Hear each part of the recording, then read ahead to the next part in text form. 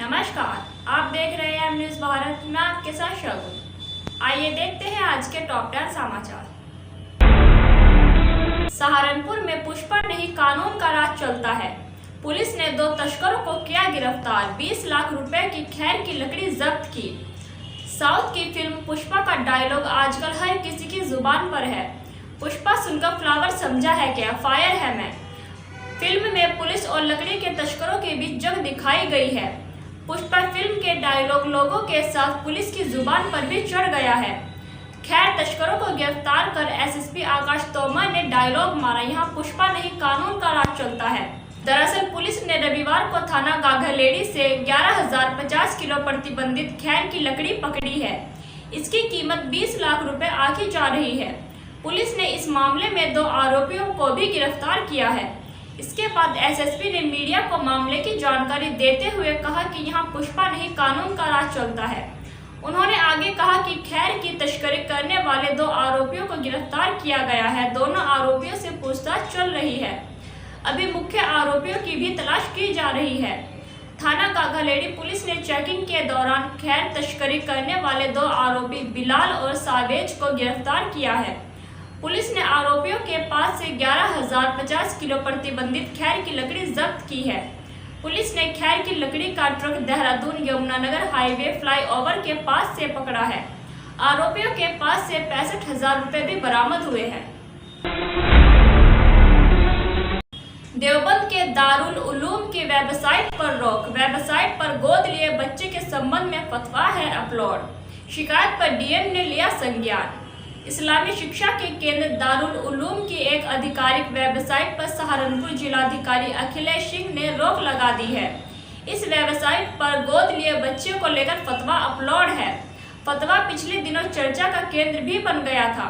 इस मामले में एक व्यक्ति ने राष्ट्रीय बाल संरक्षण आयोग में शिकायत दर्ज की थी और आयोग ने जिलाधिकारी को इस मामले में जांच करने के आदेश जारी किए थे, जिस पर संज्ञान लेते हुए जिलाधिकारी ने मामले की जांच पूरी होने तक दारुल उलूम की उस वेबसाइट पर रोक लगाने के निर्देश दिए हैं, जिस पर यह फतवा अपलोड है।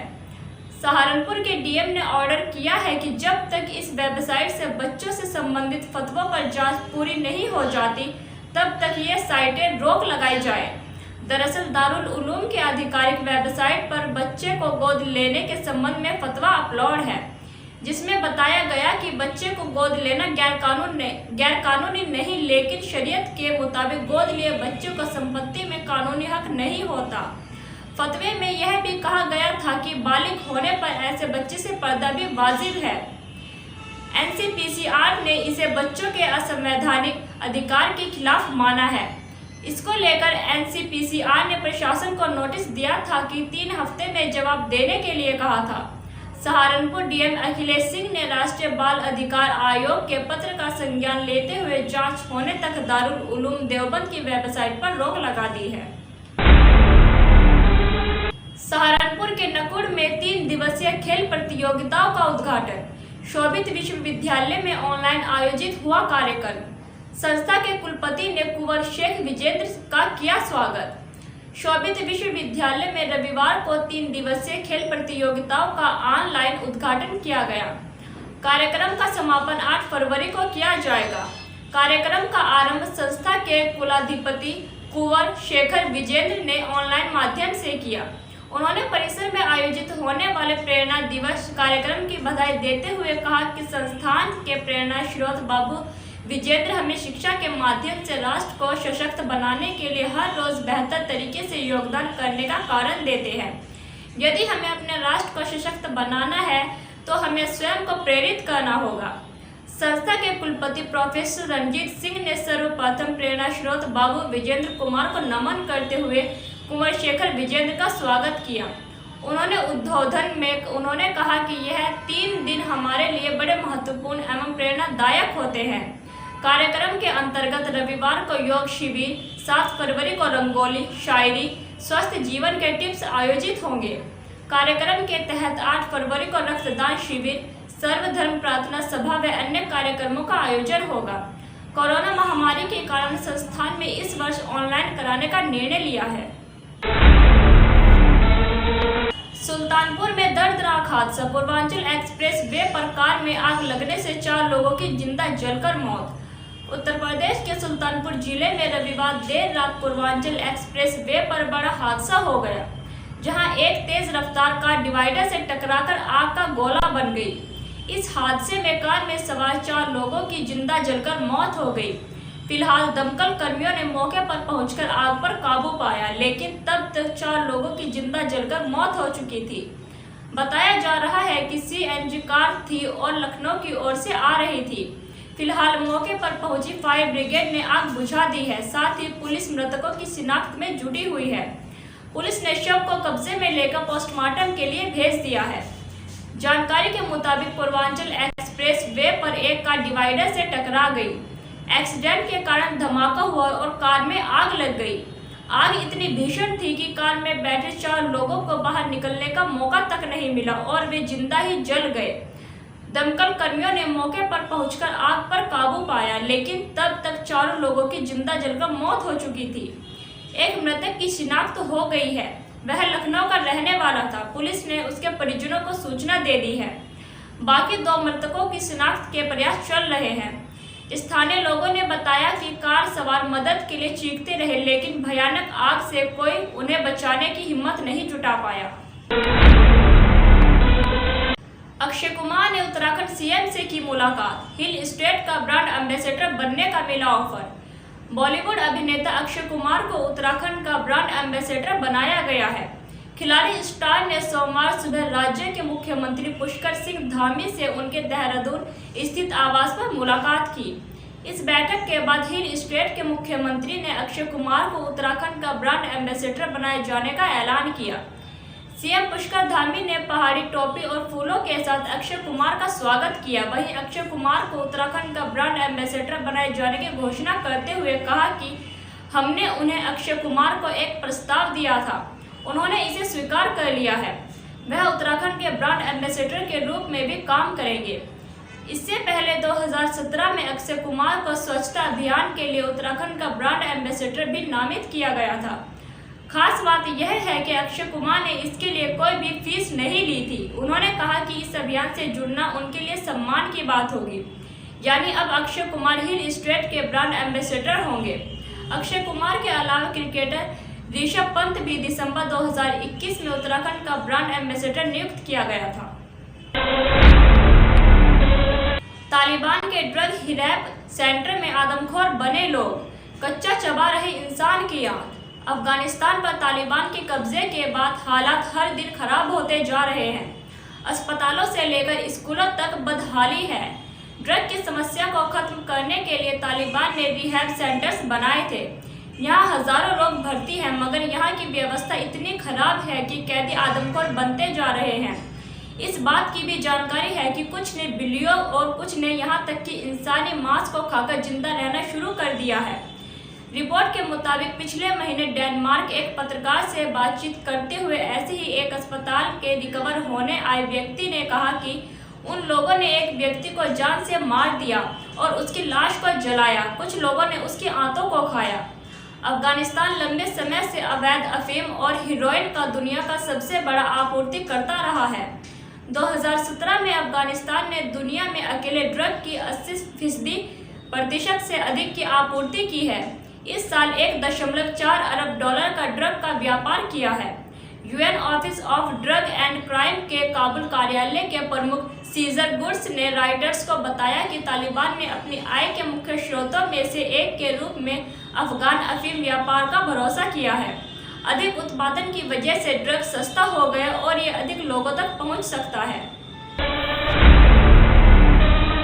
अफसरों को रिश्वत, 200 करोड़ की ठगी के बाद सुकेश ने कर दिया अब नया कांड। सुकेश चंद्रशेखर मामले में तिहाड़ जेल में 3 अफसरों के तबादले की मार झेलनी पड़ी है। जानकारी के अनुसार सुकेश ने इनमें से एक को कथित तौर पर रिश्वत देने की कोशिश की थी। वहीं बताया जा रहा है कि सुकेश को भी तिहाड़ जेल की ही दूसरी सेल में शिफ्ट कर दिया गया है। डीजी जेल संदीप गोयल ने बताया कि जांच के दौरान पता चला कि सुकेश ने जेल में मौजूद अपने ही एक साथी के बैंक खाते में 1.25 लाख रुपए भी जमा करवाए थे। साथ ही उसने जेल नंबर 4 में एक कर्मचारी को भी रिश्वत की पेशकश की थी। सुकेश अभी तक जेल नंबर 4 में ही बंद था। गोयल ने बताया कि मामले की गहनता से जांच की जा रही है। इस दौरान 3 जेल कर्मियों की दूसरी जेल में स्थानांतरण भी कर दिया गया है। वहीं सुकेश के साथी को भी दूसरी जेल में भेज दिया गया है। जानकारी के अनुसार 3 दिन अफसरों को स्थानांतरित किया गया है। उनमें से 2 असिस्टेंट सुपरिटेंडेंट और 1 हेड वार्डन है। गोयल ने बताया कि शक है कि तीनों अफसरों के लिए 1.25 लाख रुपए की डिपॉजिट करवाया गया था। ये रुपए पेटीएम के जरिए खाते में जमा करवाए गए। एक बार फिर जेल अधिकारियों की ओर से रिश्वत लेने की बात और फिर इसमें सुकेश की भूमिका को देखते हुए जेल के अधिकारी मामले की गंभीरता से ले रहे हैं और इसकी गहनता से जांच की जा रही है। क्या अमेज़न बेच रहा मौत का सामान? यूएस के लॉक मेकर्स ने उठाए सवाल। क्या ऑनलाइन शॉपिंग प्लेटफॉर्म अमेज़न लोगों को मौत का सामान बेच रहा है?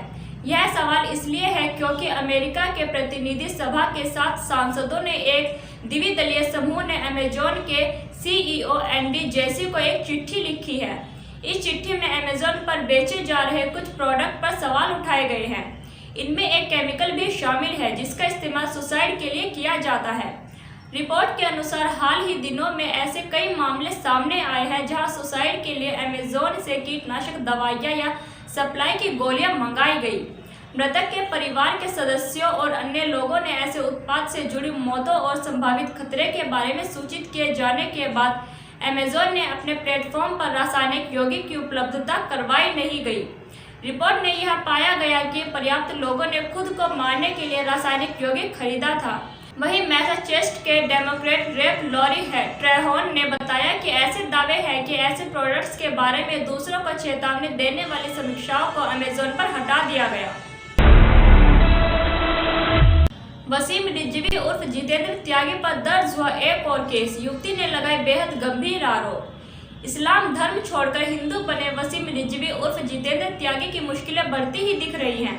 हरिद्वार के धर्म संसद में मुस्लिमों के खिलाफ भड़काऊ भाषण देने के आरोप में जेल में बंद रिजवी के खिलाफ एक युवती ने यहां आदतनगंज कोतवाली में केस दर्ज कराया है। युवती का आरोप है कि रिजवी उर्फ त्यागी के बहकाने पर ही उसके पिता ने उनका यौन शोषण किया। पीड़िता ने आरोप लगाया कि वसीम और पिता का ऑडियो वायरल हो रहा है, जिससे साफ है कि उसके खिलाफ वसीम रिजवी के कहने पर ही पिता ने शोषण किया। महिला ने इस मामले में वसीम रिजवी के अलावा 6 अन्य लोगों पर नामजद FIR दर्ज कराई है। आदतगंज कोतवाली में दर्ज FIR के मुताबिक पीड़िता का आरोप है कि वर्ष 2015 में अपने पिता की हरकत का विरोध करने पर उसे उसकी मां और उसके भाई को घर से निकाल दिया गया था। वे लोग दूसरी जगह किराए पर रहने लगे थे तो पिता ने वहां आकर भी उन्हें परेशान करना शुरू कर दिया और उसका कई बार शोषण किया। सिख विरासत मिटाने में जुटी सरकार। महान सिख योद्धा हरि नरसिंह नलवा की मूर्ति हटाई। पाकिस्तान में एक बार फिर अल्पसंख्यकों का निशाना बनाया गया है। खैबर पख्तूनख्वा के हरिपुर में स्थानीय प्रशासन द्वारा सिद्दीकी-ए-अकबर चौक के महान सिख जनरल हरि सिंह नलवा की एक मूर्ति को हटा दिया गया। 8 फीट लंबी धातु की संरचना का निर्माण सितंबर में किया गया था। मूर्ति को शहर के सौंदर्यीकरण योजना के तहत स्थापित किया गया था। रिपोर्ट में बताया गया कि मूर्ति के साथ साथ इसके पुख्ता बेस की कीमत लगभग 25 लाख रुपए है। दरअसल चौराहे में लगाई गई इस मूर्ति को लेकर धार्मिक समूहों ने आपत्ति जताई है।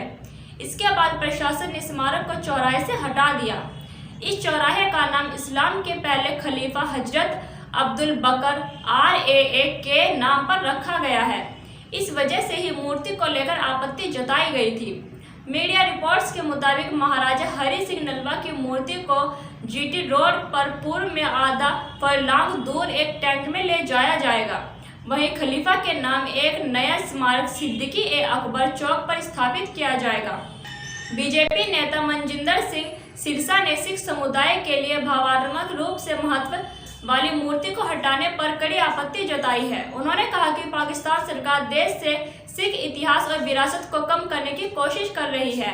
सिरसा ने ट्वीट कर कहा कि पाकिस्तान सरकार ने हरि सिंह नलवा की हवेली की मरम्मत करने का वादा किया था, लेकिन अभी तक ऐसा नहीं हुआ है।